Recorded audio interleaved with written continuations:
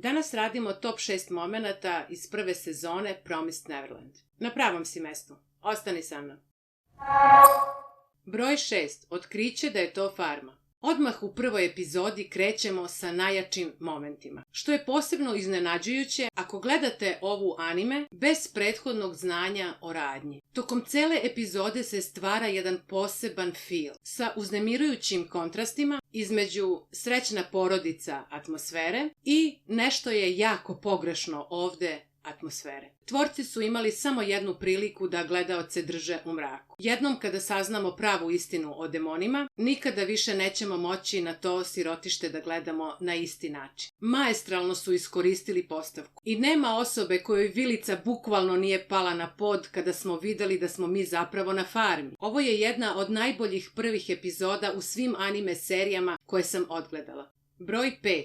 Rei u 3 momenta. Drugo ozbiljno iznenađenje koje nam ova anime priredi je činjenica da je jedan od glavnih likova iz originalnog trija zapravo špijun, neko kome se ne može verovati. Svi iz trija su jako pametni, i Norman, i Emma, i Rei, ali je Norman ipak tu najjači. Na relativno jednostavnu foru on prevari Reja i potvrdi da je on zapravo špijun. Ono što je ovde jako dobro odrađeno je da Rej ne ode odmah kod Izabele, nego odluči da sarađuje sa Normanom i Emmom, što dalje učini da se zapitamo koji su zapravo njegovi motivi, i to je ono što dalje produbljuje Reja kao lika. Dubina koja je data Reju je jedinstvena u postavci. Ima fotografsko pamćenje, do te mere da se seća i perioda još i pre nego što je bio rođen. Ipak su svi oni odgajani da budu geniji. Zahvaljujući ovoj sposobnosti, Rej se seća i pesme koju mu je majka pevušila pre nego što se rodio. Seća se takođe i porodilišta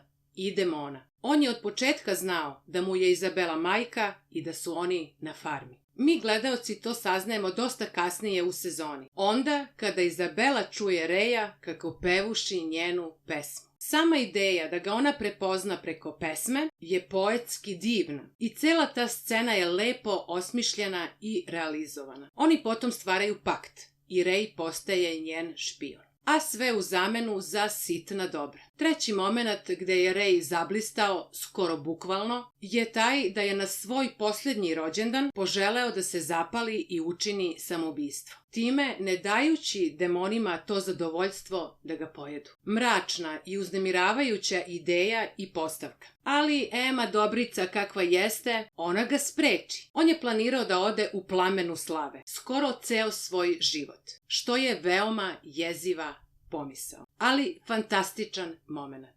Broj 4. Minerva. Sad, jako je teško pričati o Minervi, a bez teških manga spoilera, ali pokušat ću da se ograničim samo na anime. Naš genijalni trio sa farme je uočio da logo na knjigama sadrži poruku u Morzeovom kodu. Pojmove kao, na primer, sumnja, beži, istina, žetva, koji kada se sklope zajedno, prilično jasno dočaravaju gde se oni nalaze. Na farmi. Knjige koje je ostavio su priče o dečku koji preživljava u čudnom svetu. I te knjige pomažu našim herojima da prežive tokom prvih dana posle bega sa farme. Posle toga se ta knjiga manje više zaboravi. Ali Minerva je uredio i da potencijalni begunci dobiju i olovku, koja je u anime seriji prikazana samo kao poklon od sestre Krone. Ona će u mangi biti od ključne važnosti za sve. Sve. Ali o tome ćemo u nekom drugom videu gde ozbiljno pokrivamo sve spoilere iz mange. Ideja o nekome van farme, koji na tako suptilan i skrovit način pomaže deci, je fantastična i takođe odlično realizovana. I daje nam naznaku da, iako je napolju svet demona, nije ceo svet protiv njih. Broj 3. Normanov beg i povratak.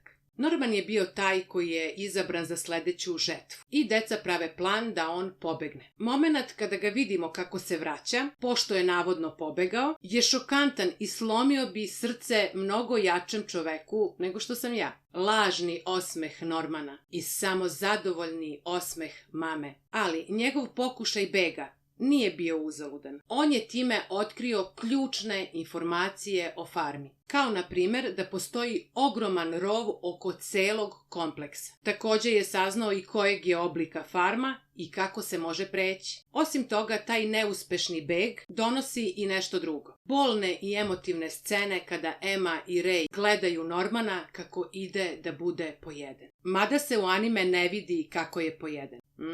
Dok ostala deca nemaju pojma šta se dešava. Emotivna i duboka scena na više nivoa. Takve scene u Promised Neverland su moguće zbog neverovatno dobre postavke priče i motivacije likova. Ovo je još jedan moment koji bi se teško izveo u bilo kom drugom scenariju. I ovdje su ga tvorci odradili za 10. Broj 2. Izabelina iskrenost.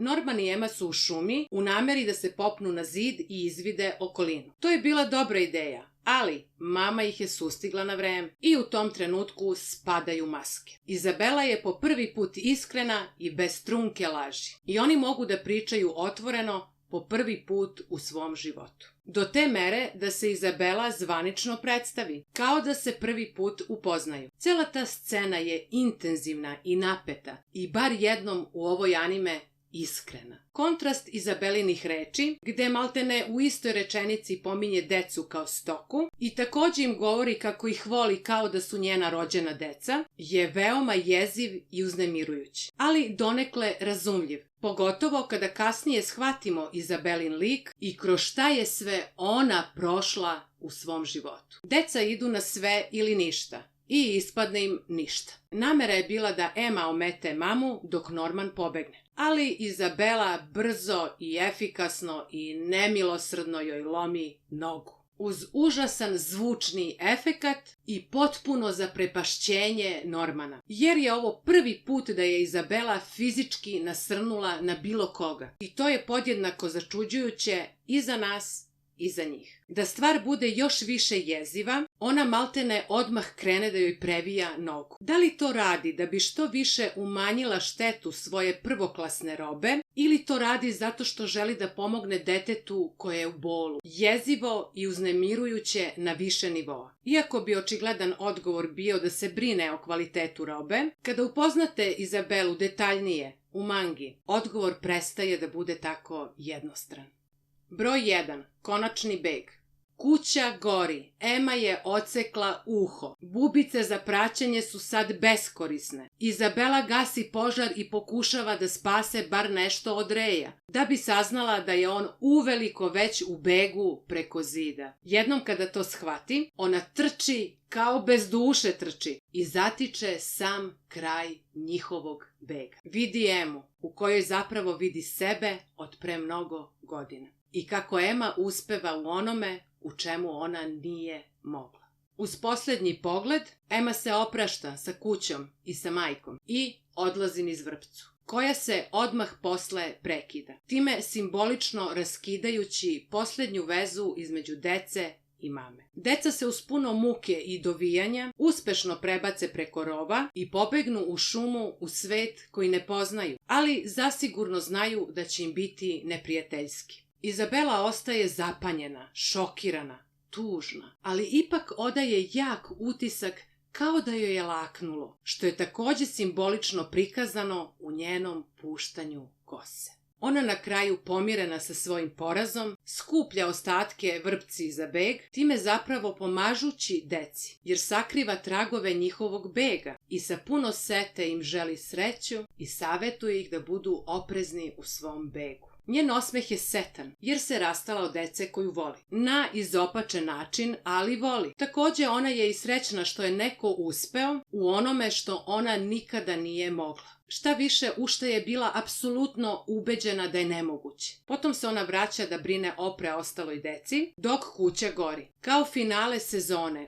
odlično je urađeno, fantastično. Sa savršenom smešom akcije, baš dubokih emocija i dobrog raspleta cele priče. konačno može da se odahne posle 12 epizoda napetosti i neizvesnosti. Ovim se završava prvi i po mnogima, nažalost, najbolji deo priče u Promised Neverland. Dosta je umova po netu koji tvrde da je serija promenila ton i kvalitet posle bega sa farme. Ali o tome ćemo u videu gde ćemo pričati šta se desi sa decom neposredno pošto pobegnu sa farme. Ako vam se svideo naš top 6 iz Promised Neverland, pogledajte i druge naše top liste na kanalu. Pišite me u komentarima koji su vaši omiljeni momenti u ovoj prvoj sezoni. Zanima me vaše mišljenje. Ne zaboravite da like, share and subscribe. Pratite nas jer će biti još zanimljivih sadržaja. To je sve za ovaj video.